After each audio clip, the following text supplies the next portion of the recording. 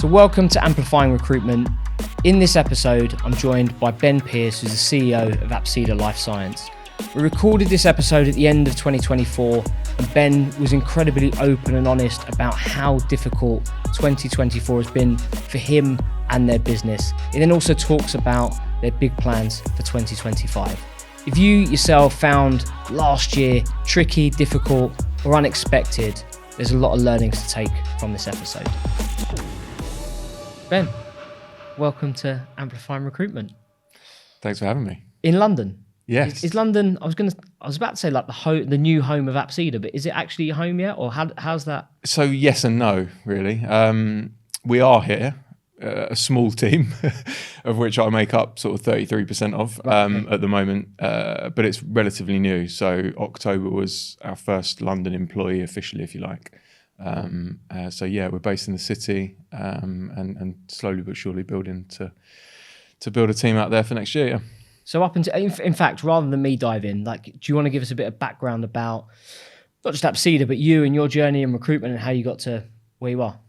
Yeah, fairly typical. I'm sure you've spoken to a lot of recruiters in your time, and the common phrase is like, I fell into recruitment, right? Yeah. We all did. Yeah.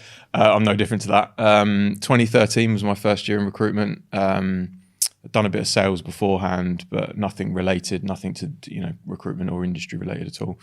And did really well at it. Actually, personally, had some stuff going on positive, me and my missus, my girlfriend at the time, she's now my wife, but moved into a flat, got our first mortgage, but this was really early on in my career in recruitment. It was actually a week after I joined recruitment that we found out that we were pregnant with our first child.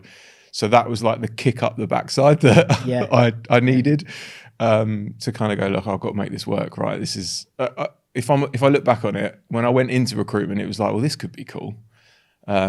It sounds fun. They look like they have a lot of fun. See what happens, and if it doesn't work, then I'll just go back to what I was doing before. Yeah. And then, quickly it turned into, okay, I've got to make this work. I think I had something, and we've spoken about this before, but I had something very similar, in fact, incredibly similar. That I had a 1 month old child when I started in recruitment. Yeah. There's a real difference, isn't there, between wanting to earn money and then needing to earn money. Yeah. Clothe and feed other humans. I say, yeah, definitely. I use that story quite a lot when I'm interviewing, especially people that aren't in recruitment and kind of coming into it, how they can be successful, etc. And I'm pretty sure that everyone I've told that story to thinks I'm lying. Yeah, yeah. So fast start, did really well. Yeah. Then what happened? So did really well there. Got promoted up the ranks a few times. Had a great, first few years in recruitment. Went on all the incentives and all that, made some really good mates, good friends, became an associate director there, so that I was in charge of running bigger teams, traveling internationally. So I did a bit of work in the US and the East Coast, a bit more work in Europe, etc. Coming towards the end of my tenure there, I became really close mates with a few individuals. Mike and Jamie being two of them, who are now my co-founders. And we naturally spent a lot of time inside and outside work together, kind of had conversations about what the future held and what we wanted to do, aspirations, Sounds very deep. Those typical sorts of conversations that I'm sure lots of people have behind closed doors.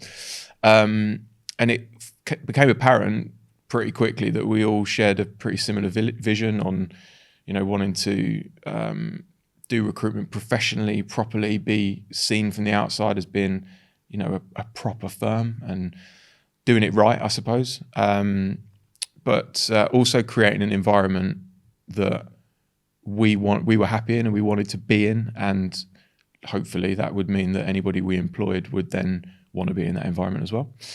So yeah, fast forward a couple of months after that, and Apsida was born. That was May 2019 was when the business was formed, just me, Mike and Jamie. And we had a really great first 6 months in business. Just the excitement of no one knew who we were or what we were doing, and calling anybody that we could get through to and pitching. It was great. We made our first hire in January 2020. So we were 7 months old then. And then lockdown came. March, which, kind of shook everybody really. More so us, I think, because it was so early on and we didn't really know what to expect or what to do. And we had a bit of a decision, I suppose, at that time. Do we sit and feel sorry for ourselves or fall back to what was safe? Or do we believe in what we're going to do and trust the process and go for it? And it wasn't a very long conversation. We all went, well, let's just go for it. We know what we can do and what we want to do. So we went quite aggressive with it. We'd already had conversations about hiring people earlier on in that year anyway, and we didn't want COVID and the whole lockdown environment to kind of change those plans. So we wanted to stay true to it. And luckily we were able to do so because we'd done some deals and made a bit of money early on. So by June the following year, we were 6 people. And then we made our first academy hire, like bulk academy hires, in November of 2020. So yeah, it was the first 18 or so months in business was pretty exciting. Yeah. And probably unexpected as well, right? Massively. You mentioned something there. You said about doing recruitment right. We wanted to do recruitment right. So without going into, this is like slagging off the last firm, because that's not what I'm after. No. But like, what does that actually mean to you? So interestingly, right, so many years ago, I was at a friend's wedding, and this was actually before I got into recruitment, so I didn't really know what it was. And the guy I was chatting to, it was the partner of one of the girls that my missus and I knew. And he said, I've got a new job, I'm in recruitment, blah, blah, blah. He started telling me a bit about it. And really quickly, I could tell that he hated it because it was, as he phrased it, unethical. He was like, well, I'm having to lie to people and I'm just ignoring people when they're, applying for my jobs, or if I'm having a conversation, I'm rinsing them for info. And I was like, blimey, sounds horrific. And like, look, I mean, recruitment, I'm sure, can be like that in some settings, but that was never my experience of it. And I was intent on making sure that anybody that had the opinion of that in recruitment, that was changed, and that they went, candidates, clients, employees, whoever it was that had anything to do with me or my company would go, actually, that was really good. Even though it might not have resulted in a job, because, it doesn't always happen, or we might not have successfully filled a role for a job, for a client, but for them to go, actually, that process was good, or the conversation was enjoyable, or they did what they said they were going to do. That old cliche, right? Yeah. Okay. So we got up to the middle or end of 2020. Things were on an upward trajectory, all going well. I suppose something that really jumped out to me recently, you put something on LinkedIn that was, I'm going to paraphrase here, but something along the lines of 2024 has been the toughest year I've ever had. And I really admire the vulnerability of that and the honesty of that. Will you just tell us a bit more about that? Yeah, sure. We work in an industry, right, where it's bravado. And everybody that you speak to, well, my experience anyway, and a lot of people I've spoken with have had these experiences as well, that when you meet an opposing recruiter or a recruiter from another firm or whatever, it's always brilliant. And the question is, how much have you built, and how well are you doing? How many clients you're working with? Or the other side of it is not asking the question. It's them going, well, I've built £500,000 this year, and you haven't even asked them. Yes. And again, like, to link to what I was saying before, like, I've never really been like that. And the people, Jamie and Mike have never really been like that. And the kind of story and thought process behind that post wasn't calculated. It wasn't, well, I'm going to put that out and see what happens. It was honesty. It was, I'm a bit bored of people saying, oh, we're still smashing it and doing really well. So I wanted, my staff, but also people that had worked for me previously that don't anymore, or maybe other recruiters that are struggling, or other business leaders that are struggling, to see some honesty behind it and almost go, oh, okay, at least someone else is feeling that pain as well. So yeah, that was really the thought behind it. And okay, so if we dive a little bit deeper into that, then the toughest year yet, like what's what's been tough? It might sound like a really obvious question, but what's been tough? What's the reasoning behind that? Well, or how has it been tough, I suppose? Yeah, well, I mean, through the COVID bubble, I suppose, those 2 or 3 years in that period, the industry just went crazy. And it was, looking back on it, it was like Disney recruitment, right? You'd send out a spec or make one phone call and say, do you want to hire him? And they go, yeah, here's, 20 grand in your account. And it's what? Yeah. And it was great for, everybody that experienced that boom and we did as well. And we grew massively through it up to 40 people. As a startup business, like what more do you want than Disney recruitment, right? Oh, I know. In year one. Absolutely. It was, do you know what? I think looking back on it, we didn't realize that it was not normal, if that makes sense. Yeah. We thought, we're just really good at this. Yeah. We're just really good. And all the people we're hiring are actually really good and we're just great trainers. And we used you and we were like, Jamie's just a great trainer. So I think I lived off that for a little while as well. So yeah, it lured us into a false sense of security, to be honest. And, planning for 2024 this time last year, I think we all naively thought, well, the growth will just continue. We'll just keep going upwards and billing more and hiring more. And we planned out loads of academies. You and I had those conversations about quarterly academies, both here and in the US. And very quickly in 2024, we realized that actually it's a bit tougher than it was. Clients were tightening the purse strings a bit and saying, actually, we're not sure we're making that hire. Roles were getting pulled, which, I know that happens a lot in some industries, but it doesn't really, or didn't really happen in the pharma industry. And so that was alien to us. Clients going, you've done all this work, you've produced a shortlist, we've got candidates at final interview. Actually, we're now going to pull the job, or we've lost investment, or whatever it is. So that was alien. And, by sort of February, March, we were on a massive downward trajectory. And like I said earlier, it was the complete opposite to what we had experienced up to that point. So it was panic stations, really, if I'm honest. There was lots of sleepless nights from my perspective, and me, Mike, and Jamie had lots of difficult conversations about, what can we do? What are we going to do to get out of this? And it unfortunately meant that we had to make cutbacks. We had to change stuff. We had to stop the bleed was actually the terminology that I used with the guys. And it meant that, we had to let go of 17 people in 1 week. And, those conversations are never easy to have. But I hope that those that were affected by it realised that it wasn't personal. It was something we had to do to keep the business afloat and keep us stable. And if anything, we probably should have done it a lot sooner than we did. Which, took us a long time to dig ourselves out of that hole, really, for this year. So, thank you for that, because going back to something I said earlier, I think that the vulnerability and the honesty there is something you don't get very often from recruiters, recruitment business owners. So let me ask you, you said there's 17 people in 1 week, and without wanting to pry, because there's a real human effect there. How do you, as a leader of business, how do you go about having those conversations? How do you position that? Can you give us some insight? Not easily. I had to, me, Mike, Jamie and I were all involved in the conversations, and we collectively did them.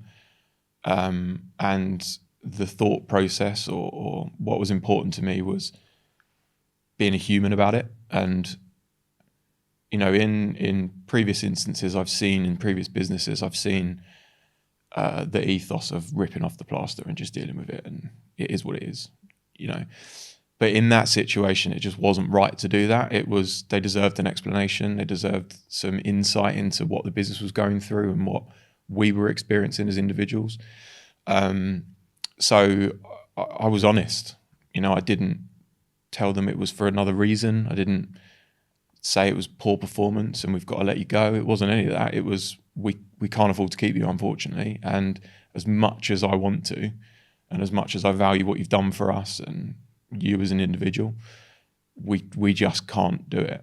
And I hope that me being honest in this situation means that if we're in a position to hire in the future, that you'd be open to listening to us. Yeah. And I'd like to think that there's probably a few people in that group that would entertain a conversation again, but who knows? Yeah. And how does that affect the morale of the rest of the team? Because you got 40 odd people, half of them now gone. My gut feeling is there'd be some people going, oh my gosh, am I next? How did that affect morale across the rest of the team? Well, that was a concern for us for sure, right? We were worried about the ramifications of that. So again, we were very honest about it and gathered the team up immediately, all together. And we gave them reassurances that that was it. There wasn't anyone else. And that it sounds maybe wrong to say it, but they were our chosen few, Yeah. And we're sticking with you guys. We believe in you, and you can deliver this for us. So I think that helped in giving some reassurances. And we, of course, stuck to our word. Like, we didn't do anything behind anyone's back or anything like that. So I think very quickly they realised that, okay, it was a business decision. It's not something they wanted to do, but I'm still here. Great, let's all get behind each other. And we've always been quite close as a firm, but as leaders, we all kind of pulled together and made sure that our day-to-day environment in the office, the culture, etc., was almost like bigger than ever. And I think that helped. It gave people some comfort and made them realise that they were here to stay. Yeah. Yeah. Well, I would imagine, I'm guessing here, that there's three of you, right? You, Jamie, and Mike, and maybe that gives you. There's a support network, right? It's not just you as the sole leader having to have these 17 conversations. Is there anyone else that you lean on from a mentoring perspective, or someone that you go to for guidance, advice, or is it the three of you? Yeah, well, we use each other, the three of us. We catch up regularly. Like I mentioned earlier, we're close mates outside of work as well. So we spend a lot of time talking about stuff that isn't related to Apsida. But yes, there's that support network. And if ever any of us are struggling, we've always been able to sit each other down and go, oh, I'm struggling with this at the moment. And luckily, because there's three of us, if one's not 100%, you've got the other two that can kind of back him up and support him and help and use that support network, like you said. In terms of other avenues, I think like the obvious ones aside from personal, like family and your missus, etc. But our investor, Paul Bromwich, has been brilliant. Has always been brilliant. He's always an open, a phone call away, if you like, to talk about stuff and listen to problems and offer some guidance and support. But also other recruitment leaders in the industry. So previous people I've worked with and know that have set up their own businesses, and chatting to those guys quite regularly as well. So luckily, it's recruitment's got a bad name in a lot of senses, but in that sense, like, a lot of people know a lot of people, and you can chat to people that are going through similar things pretty easily, really. Yeah, and I think actually that's one of the big shifts I've seen over the last 10 years, I suppose, is more communities within recruitment. It's not so, like you said at the beginning, the bit of the rivalry, the dick swinging, or whatever you want to say. Bravado, I think you called it, a cleaner version. But I think there's maybe that still exists, but there's definitely more communities and support and all that kind of good stuff. So we've got this tough time. What about like the business that remained? How did you, like, pragmatically, how did you go about winning business, securing business, and maintaining what was there? Yeah, that's the magic question, right? It all came down at that point. Like I said, we'd gone through this period where recruitment was easy, right? And you didn't need to do it by the book and that consistently to get results. If you knew a bit about your industry and you were brave enough to speak to someone and you had a bit of chat on the phone, you could probably do a deal. It's not normally like that. It wasn't like that before, and it isn't like that now. So what it then came back to is focusing on the basics and, the daily routines, the inputs, the stuff that you're doing every day, every week, every month that will result to the end goal. I mean, and this is stuff that you're taught on day one, and you teach this all the time, right? To people that are learning recruitment, but you need to be doing those basic things consistently to build a result in the end. So it was not going to a micromanagement level of, we're on you all the time and looking over your shoulder, seeing what you're doing, but it was using the data and using the systems that we've got to their full potential and making sure that the guys had oversight of what their ratios were and what they needed to do to get the number or the deal or the interview or whatever it was that they needed to achieve. So, and that's been a long process, right? That isn't an overnight fix. We've had to trust in that and know that the market's been tough and, we struggled earlier on in the year, but the work that we really began doing in sort of May, June time, we're seeing the results of October, November. So it takes that long to get things going, but we're on a really good, path at the moment of success. So it's just up to us to keep that momentum going. I think that's really interesting because not many people have the, I think we live in this world of instant gratification, don't we? So I'm a recruiter. My boss says we need to be metric led. All the stats tell us that if you do X amount of calls, CV sends, you'll get this many interviews, placements. Yeah. And if I don't get it straight away, I'm like, well, that didn't work.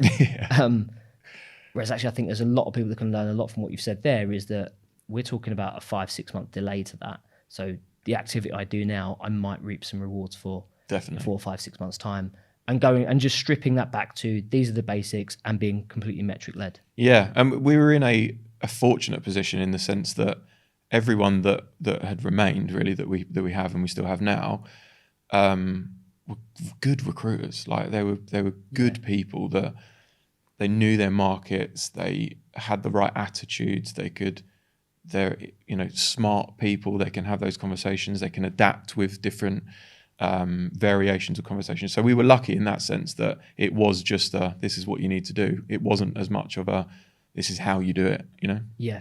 Okay. And so like summarizing this period, I suppose, what's been the biggest lesson or learning for you? Yeah, good question. Because this year has been a massive learning curve, and I think I alluded to it in the post that you mentioned that it's been a good thing, the tough year and everything we've been through. I think the biggest lesson is just that what we've spoken about, like those consistent behaviors do work. Like they always have worked in recruitment, they always will. And we just need to ensure that we're consistent with those and keep driving that message. But, that consistency isn't just on the outputs and the things that we're asking these guys to do. It's the consistency of us. It's the consistency of our management styles, our personalities, our enthusiasm, our communication. And we've not always got that bang on. We're still learning and tweaking things now. But it's the will to want to do it and showing that you want to do the right things and be the right type of business, type of leader, and being open to those conversations. So, yeah, I think it's consistency is probably the key word that I take away from it on all levels with everyone. Yeah. Yeah, I like that. So what's the 2024? We're nearly at the end of it. It's nearly gone. What's the vision for 2025 and beyond? What's in store for Apsida? Yeah, well, some exciting things, hopefully. So you mentioned London earlier on. So we hired a senior director for our commercial biotech and pharma relations, which came on board. He came on board, Harry, in beginning of October. So he's kind of leading the charge on growing our footprint really and our visibility within pharma, biotech, particularly in commercial sort of medical affairs areas, typically or historically areas that we don't do huge amounts in. So it made sense. We had an opportunity. I've worked with Harry before, so has Mike and Jamie. We'd known him a long time. We'd known what he was about, and it was the opportunity to bring him on board was there, and it was a no-brainer, really, to be honest. He's had a really good integration of relationship building and brought on board new clients already in that first sort of 7 or 8 weeks now. So next year is partly about growth around that and how can we support him to, deliver on those new clients that he's bringing on board that are, brand new to us that don't know the Apsida name. How can we ensure that we're delivering that service that's good for them and they get that positive result? So I think London's going to be massive for us next year. Can I ask a question on that? So, because I don't want to assume anything here, you've been based in Surrey since you were born. Not you personally, the business was born. What's the reason for opening London? It's 20 minutes away. Yeah. Why the separation? Yeah, it's a really good question, and it's something that we've asked ourselves for years, right? Every recruitment business has, or that we're aware of, most recruitment businesses have always been based in London, or the ones that have been successful or built big offices and big entities, etc., have been in London. And we've always kind of steered away from that because there's the obvious, well, there's more competition. There's, it's higher salaries with more experience, it's more office cost, etc. So if we could do it and be successful at it in Redhill in Surrey, then why not? And that's still valid, right? Why not? But Redhill and Surrey has done very well. It will continue to do well, and we want to continue to grow that part, but we don't want to sit back and accept that that's just it. We want it to be more than that, and for us to attract the type of talent that Harry's going to need, and to help us grow out that division, and to bring the relationships and the knowledge within the industry that's going to help us grow. I think we need to be based here.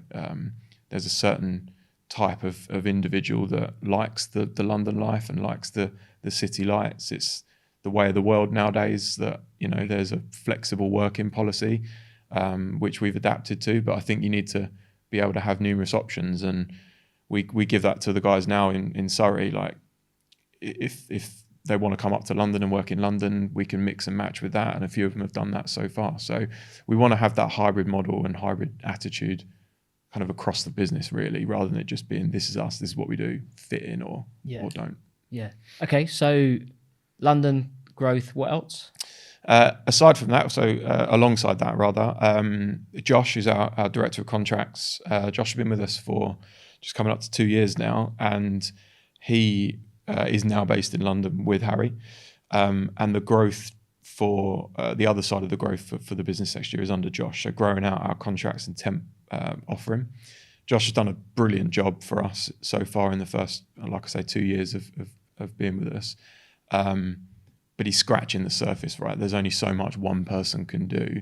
So our plans are to grow the team out under him, again, to be able to service his clients and the relationships that he's built over the last couple of years to explode, really, and do more placements and maybe even lower margin, sort of higher volume stuff, which typically we haven't done, because naturally, almost all of our employees, apart from Josh, are perm recruiters. So there's a different thought process. The way that they go about speaking with a client and finding a candidate and doing the whole thing is completely different. So as much as we've always wanted to grow contracts and do deals in contracts, we've done a few here and there, but we're not contract recruiters. So it's never really built any momentum. So that was the reason behind hiring Josh originally.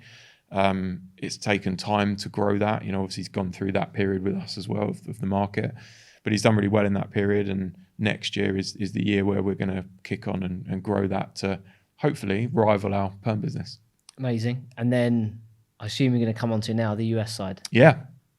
So US is again a big area of growth for us. John, who's leading the team out there at the moment, he's been physically based in Boston for just coming up to a year. So he moved in January 24.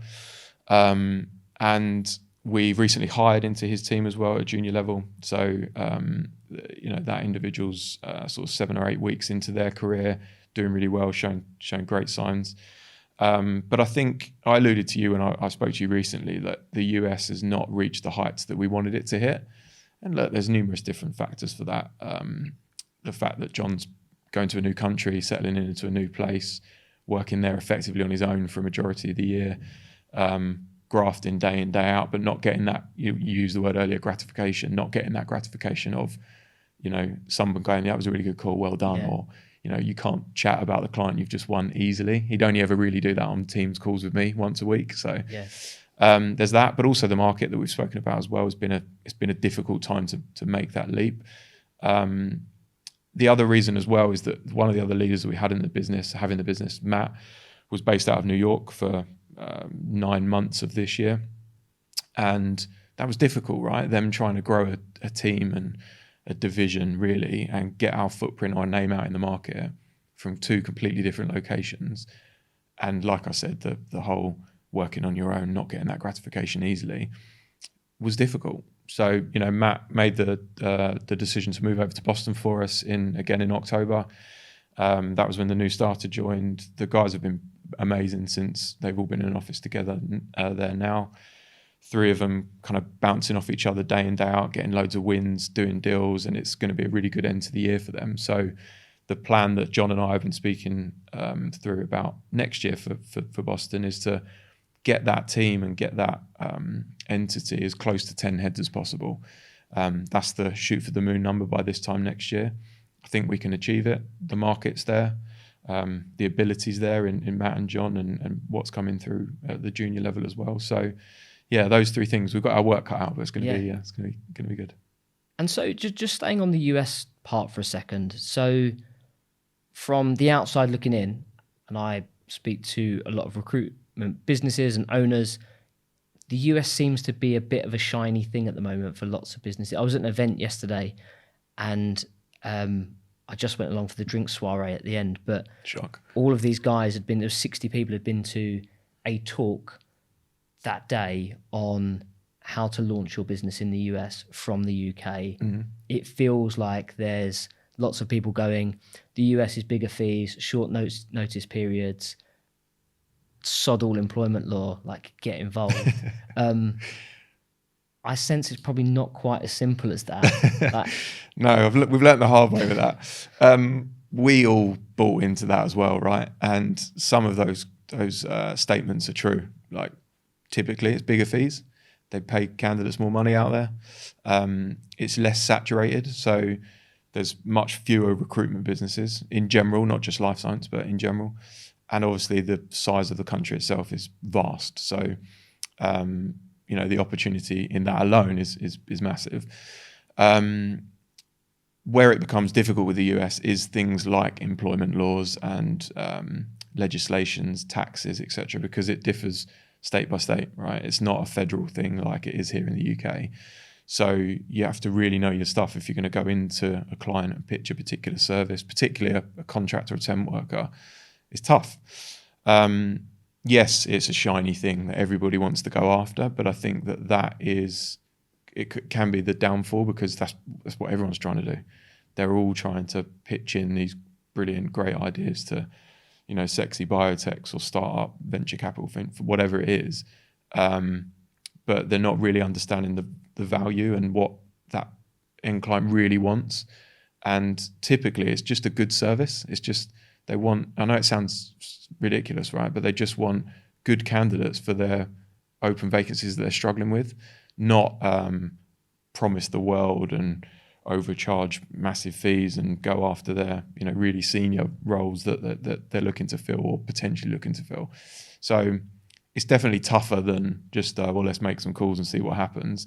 And, we've seen that, and lots of other businesses have seen that as well. But there's still a huge opportunity there to work with, all of these clients. One of the particular reasons we chose Boston is because the hub of pharmaceutical and biotech is there, and it gives John the opportunity to meet and speak with on a daily basis, senior leaders from the industry.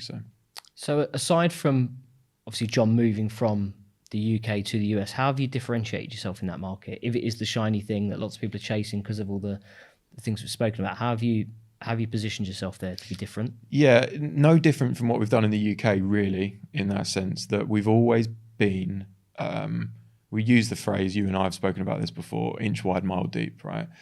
We're probably not the only people that use that phrase, but we have lived and died by that day in, day out. Sometimes to our detriment, because clients have said, can you do this or will you do this? And we've said no, because that isn't what we specialize in, or where you're going to get the best service. So where we've always won is that we are the best in that specific area.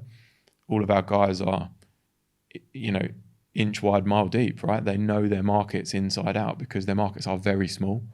And if there's a candidate that's looking for a job, or, potentially going to leave, or a client that's looking to make a hire, invariably our guys will know about it in that vertical.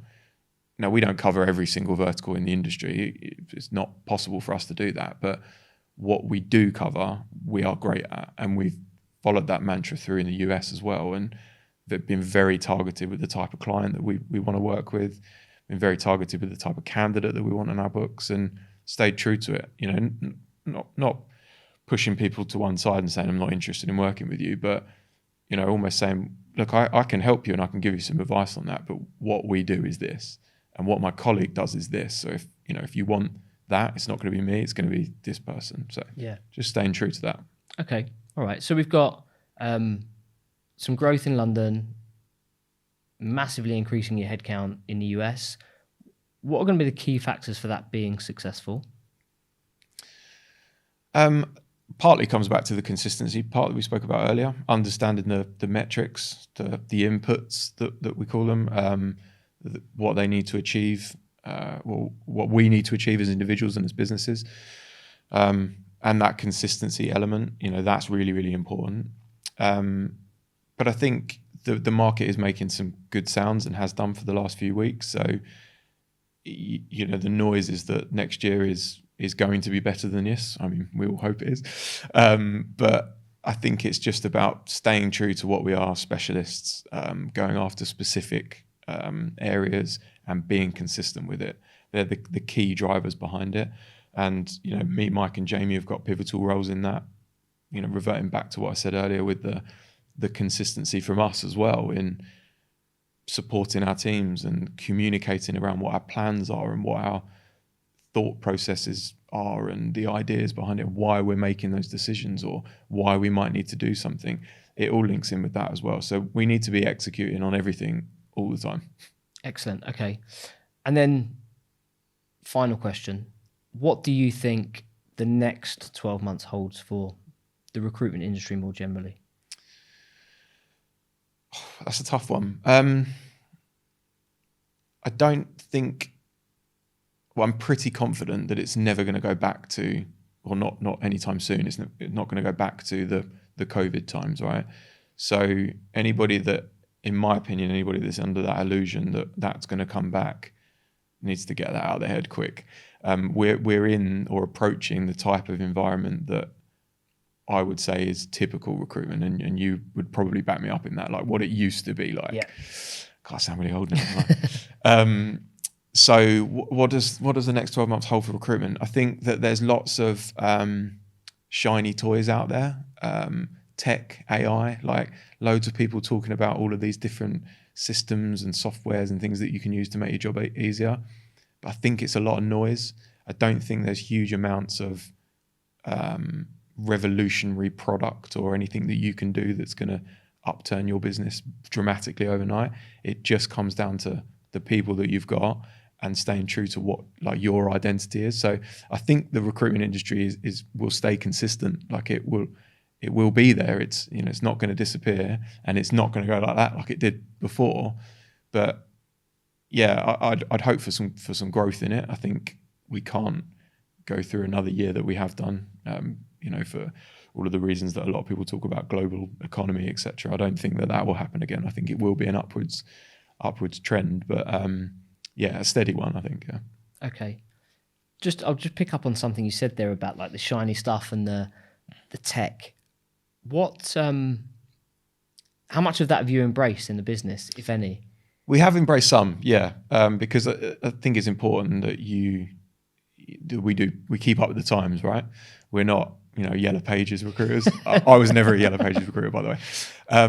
But no, there is some good tech out there, right? Some really good product. But the ones that I'm talking about that I don't think add huge value are the ones that take away that personal element of particularly business development.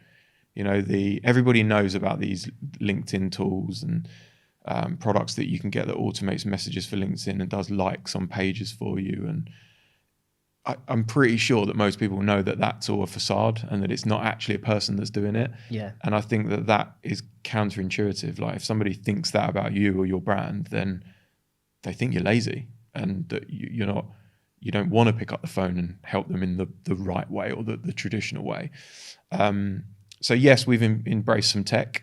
because it's the way of the world. We have to more analytical, like data analytics tools that will show us our trends and what we've historically done, like data of CVs and candidates and client calls, etc. So that's been good. We've invested in a new CRM, which has been brilliant.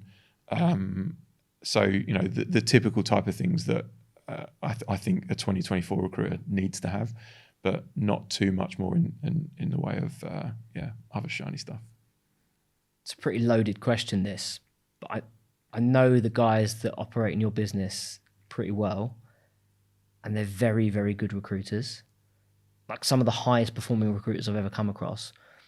Do you think that a lack of automation and technology forces them to be a better recruiter? Yes. Yeah, I do.